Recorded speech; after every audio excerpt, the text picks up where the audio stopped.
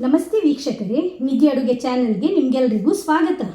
ಹೆಚ್ಚಿನ ಗೃಹಿಣಿಯರಲ್ಲಿ ಸಾಮಾನ್ಯವಾಗಿ ಇರುವ ಚಿಂತೆ ಹೇಳಿದರೆ ಬೆಳಗಿನ ಉಪಹಾರದು.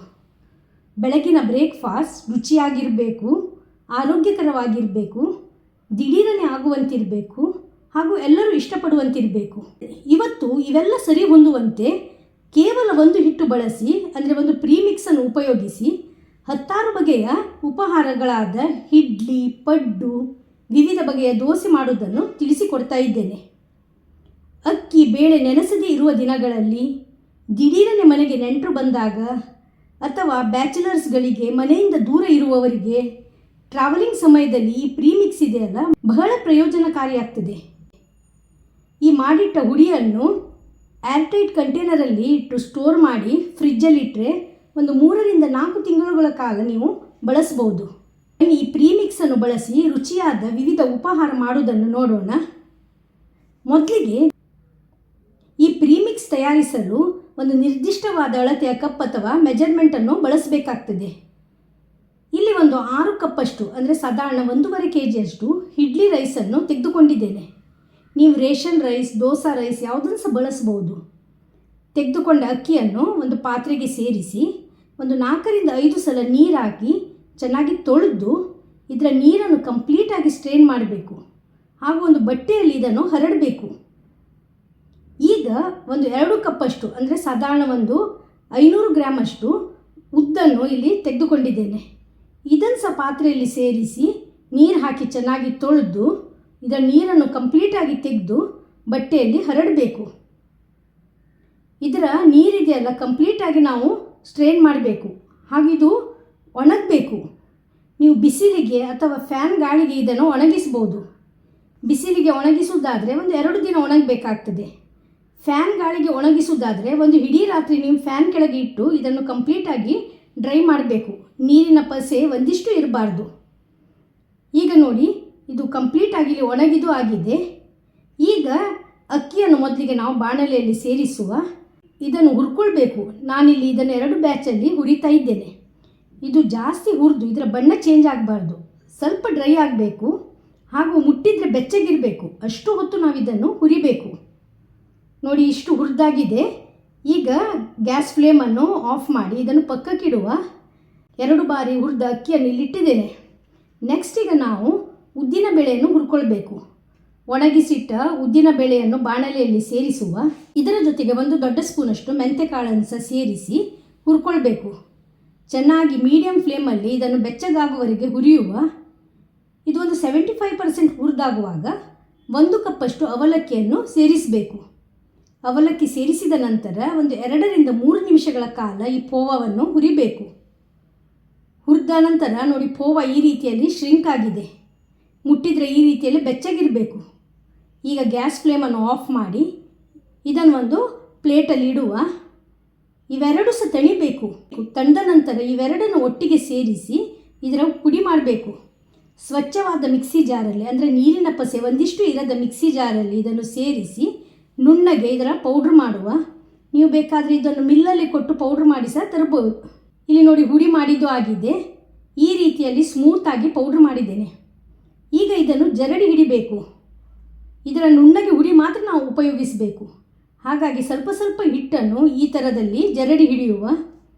ಈ ರೀತಿಯಲ್ಲಿ ಚೆನ್ನಾಗಿ ಜರಡಿ ಹಿಡಿದು ಇದರ ಸ್ಮೂತಾದ ಹುಡಿಯನ್ನು ನಾವು ಬಳಸುವ. ಹಾಗೂ ಈ ವೇಸ್ಟ್ ಇದೆಯಲ್ಲ ನಾವು ಉಪಯೋಗಿಸಬಾರ್ದು. ನೋಡಿ, ಹುಡಿ ಎಷ್ಟು ಸ್ಮೂತಾಗಿ ಬಂದಿದೆ ಅಂತ. ಇದನ್ನು ನೀವು ಒಂದು ಏರ್ಟೈಟ್ ಕಂಟೈನರಲ್ಲಿ ಸೇರಿಸಿ ಸ್ಟೋರ್ ಮಾಡಿ ಒಂದು ಫ್ರಿಜ್ಜಲ್ಲಿ ಇಟ್ಟರೆ ಒಂದು 3-4 ತಿಂಗಳುಗಳ ಕಾಲ ಬಳಸ್ಬೋದು. ಬೇಕಾದಾಗ ಈ ಹಿಟ್ಟನ್ನು ಉಪಯೋಗಿಸಿ ಉಪಹಾರವನ್ನು ತಯಾರಿಸ್ಬೋದು. ನೆಕ್ಸ್ಟ್ ನೋಡಿ, ಒಂದು ಪಾತ್ರೆಯಲ್ಲಿ 3 ಕಪ್ಪಷ್ಟು ತಯಾರಿಸಿದ ಹುಡಿಯನ್ನು ಸೇರಿಸುವ. ರುಚಿಗೆ ಉಪ್ಪನ್ನು ಸಹ ಸೇರಿಸಿ ಹುಡಿಯ ಜೊತೆಗೆ ಈ ಉಪ್ಪನ್ನು ಚೆನ್ನಾಗಿ ಮಿಕ್ಸ್ ಮಾಡಿಕೊಳ್ಬೇಕು. ಈಗ ಸ್ವಲ್ಪ ಸ್ವಲ್ಪ ನೀರನ್ನು ಸೇರಿಸಿ ಇದನ್ನು ಮಿಕ್ಸ್ ಮಾಡಿಕೊಳ್ಳುವ. ನೀರು ಇಂತಿಷ್ಟೇ ಅಂತ ಸೇರಿಸಬೇಕಾಗಿಲ್ಲ. ಚೆನ್ನಾಗಿ ಇದು ಗಂಟಿಲ್ಲದೆ ಮಿಕ್ಸ್ ಆಗಿ ಸ್ಮೂತಾದ ನಾವು ಹಿಟ್ಟನ್ನು ಮಾಡಬೇಕು. ಇಡ್ಲಿ ಹಿಟ್ಟು ಇದೆಯಲ್ಲ ಅದರ ಥರನೇ ಸ್ವಲ್ಪ ದಪ್ಪಗಾದ ಹಿಟ್ಟನ್ನು ನಾವು ರೆಡಿ ಮಾಡಬೇಕು.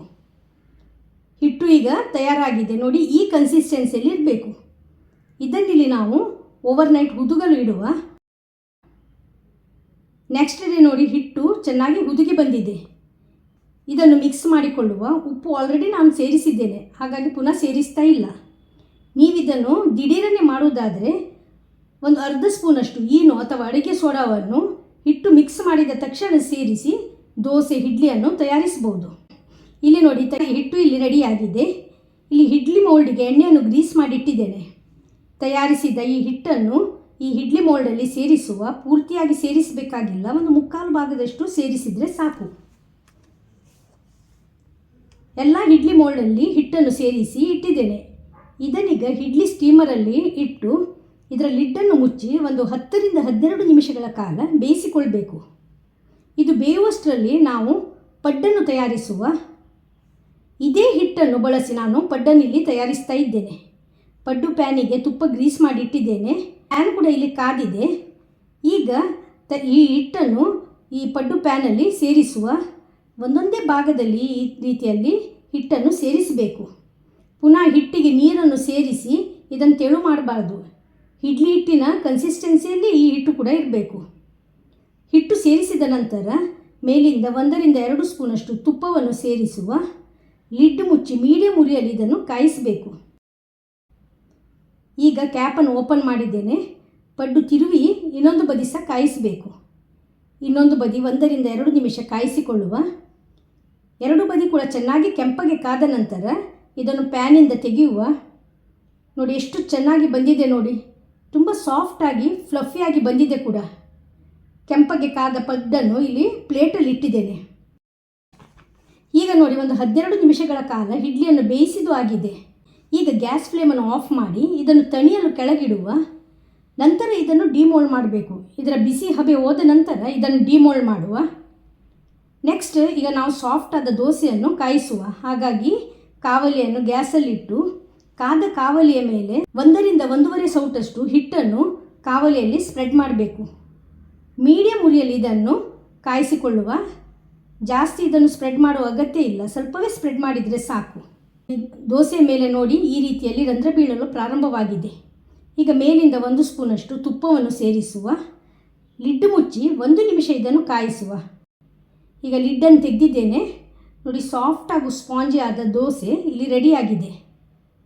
ನೆಕ್ಸ್ಟ್ ಈಗ ಅದೇ ಕಾವಲಿಯಲ್ಲಿ ಉತ್ತಪ್ಪವನ್ನು ಕಾಯಿಸುವ. ಸಾಧಾರಣ 1.5 ಸೌಟಷ್ಟು ಹಿಟ್ಟನ್ನು ಕಾವಲಿಯಲ್ಲಿ ಸ್ಪ್ರೆಡ್ ಮಾಡುವ. ತುಂಬ ತೆಳ್ಳಗೆ ಮಾಡಬಾರ್ದು, ಸ್ವಲ್ಪ ದಪ್ಪಗಿರಬೇಕು. ಹಿಟ್ಟು ಸ್ವಲ್ಪ ಡ್ರೈ ಆಗುವಾಗ ಮೇಲಿಂದ ನೀರುಳ್ಳಿಯ ಚೂರುಗಳು, ಕ್ಯಾರೆಟ್ ತುರಿ, ಕೊತ್ತಂಬರಿ ಸೊಪ್ಪು ಸೇರಿಸುವ. ಚಿಟಿಕೆ ಉಪ್ಪು ಹಾಗೂ ಅಚ್ಚಕಾರದ ಹುಡಿಯನ್ನು ಸಹ ಸೇರಿಸಿ ಮೇಲಿಂದ ತುಪ್ಪವನ್ನು ಈ ರೀತಿಯಲ್ಲಿ ಸೇರಿಸಬೇಕು. ಸೌಟಿಂದ ಇದನ್ನು ಈ ರೀತಿಯಲ್ಲಿ ಸ್ವಲ್ಪ ಪ್ರೆಸ್ ಮಾಡುವ ಹಾಗೂ 1 ನಿಮಿಷ ಇದನ್ನು ಕಾಯಿಸಬೇಕು. ಈಗ ನೋಡಿ, ಇದನ್ನು ತಿರುವಿ ಹಾಕಿ ಇನ್ನೊಂದು ಬದಿ ಸಹ ಕಾಯಿಸುವ. ಬೇಕಾದರೆ 1 ಸ್ಪೂನ್ ತುಪ್ಪವನ್ನು ಪುನಃ ಸೇರಿಸ್ಬೋದು. ಇದನ್ನು ಮೀಡಿಯಂ ಉರಿಯಲ್ಲಿ ಸಾಧಾರಣ 1ರಿಂದ 1.5 ನಿಮಿಷ ಕಾಯಿಸಿದ ನಂತರ ಇದನ್ನು ಕಾವಲಿಯಿಂದ ತೆಗೆಯುವ. ಟೇಸ್ಟಿಯಾದ ಉತ್ತಪ್ಪಂ ಇಲ್ಲಿ ರೆಡಿಯಾಗಿದೆ. ತಯಾರಿಸಿದ ಉತ್ತಪ್ಪಂ ನೋಡಿ ಇಲ್ಲಿ ಪ್ಲೇಟಲ್ಲಿ ಇಟ್ಟಿದ್ದೇನೆ. ನೆಕ್ಸ್ಟ್ ಈಗ ನಾವು ಕ್ರಿಸ್ಪಿ ದೋಸೆಯನ್ನು ಅದೇ ಹಿಟ್ಟಿನಿಂದ ಕಾಯಿಸುವ. 1 ಸೌಟಷ್ಟು ಹಿಟ್ಟನ್ನು ತೆಳ್ಳಗೆ ಸ್ಪ್ರೆಡ್ ಮಾಡಿ ಹಿಟ್ಟು ಸ್ವಲ್ಪ ಡ್ರೈ ಆಗುವಾಗ ಬೆಣ್ಣೆಯನ್ನು ಮೇಲೆ ಸೇರಿಸುವ. ಬ್ರಷಿಂದ ಈ ರೀತಿಯಲ್ಲಿ ಸ್ಪ್ರೆಡ್ ಮಾಡುವ. ದೋಸೆ ಚೆನ್ನಾಗಿ ಕಾದು ಸ್ವಲ್ಪ ಕೆಂಪಗೆ ಬಣ್ಣ ಬರುವಾಗ ಈ ರೀತಿ ಫೋಲ್ಡ್ ಮಾಡಿ ಕಾವಲಿಯಿಂದ ತೆಗೆಯುವ. ಕ್ರಿಸ್ಪಿಯಾದ ಬೆಣ್ಣೆ ದೋಸೆ ಇಲ್ಲಿ ರೆಡಿಯಾಗಿದೆ. ಈಗ ನೋಡಿ, ಇಡ್ಲಿದು ಬಿಸಿ ಹಬೆ ಕೂಡ ಇಲ್ಲಿ ಹೋಗಿದೆ. ಅಂಚಿನಿಂದ ಈ ರೀತಿಯಲ್ಲಿ ಎದ್ದು ಬರಲು ಪ್ರಾರಂಭವಾಗಿದೆ. ಈಗ ಇದನ್ನು ಡಿಮೋಲ್ಡ್ ಮಾಡುವ. ನೋಡಿ ಇಡ್ಲಿ ಎಷ್ಟು ಸಾಫ್ಟಾಗಿ ಬಂದಿದೆ ಅಂತ. ಎಲ್ಲ ಇಡ್ಲಿಗಳನ್ನು ಈ ರೀತಿಯಲ್ಲಿ ಸಪ್ರೇಟ್ ಮಾಡಿ ಇಲ್ಲಿ ಇಟ್ಟಿದ್ದೇನೆ. ಸಾಫ್ಟ್ ಆದ ಇಡ್ಲಿ ಕೂಡ ಇಲ್ಲಿ ರೆಡಿಯಾಗಿದೆ. ನೋಡಿದ್ರಲ್ಲ ಫ್ರೆಂಡ್ಸ್, ಕೇವಲ 1 ಹಿಟ್ಟಿನಿಂದ ಅನೇಕ ವಿಧದ ದೋಸೆ, ಇಡ್ಲಿ, ಪಡ್ಡನ್ನು ತಯಾರಿಸಬಹುದಂತ. ಇಷ್ಟು ಮಾತ್ರ ಅಲ್ಲ, ಇದರಿಂದ ನೀವು ಕೊಟ್ಟೆ ಕಡುಬು, ಮೂಡೆ, ತಟ್ಟೆ ಇಡ್ಲಿಯನ್ನು ತಯಾರಿಸಬಹುದು. ಇದೇ ಹಿಟ್ಟನ್ನು ಉಪಯೋಗಿಸಿ ಅದಕ್ಕೆ 1 ಕಪ್ಪಷ್ಟು ರಾಗಿ ಹಿಟ್ಟನ್ನು ಬಳಸಿ ರಾಗಿಯ ಇಡ್ಲಿ, ಉತ್ತಪ್ಪಂ, ದೋಸೆಯನ್ನು ಮಾಡಬಹುದು. ಇದೇ ಹಿಟ್ಟಿಗೆ 1 ಅರ್ಧ ಕಪ್ಪಷ್ಟು ಮೈದಾ ಸೇರಿಸಿದ್ದು ಚೆನ್ನಾಗಿ ಮಿಕ್ಸ್ ಮಾಡಿ ಘಮ ತುಪ್ಪ ದೋಸೆಯನ್ನು ಸಹ ಕಾಯಿಸಬಹುದು. ಹೇಗೆ ಸಹ ಮಾಡಿ ನೀವು ಸವಿಯಿರಿ, ರುಚಿಯಂತೂ ಅದ್ಭುತವಾಗಿರ್ತದೆ.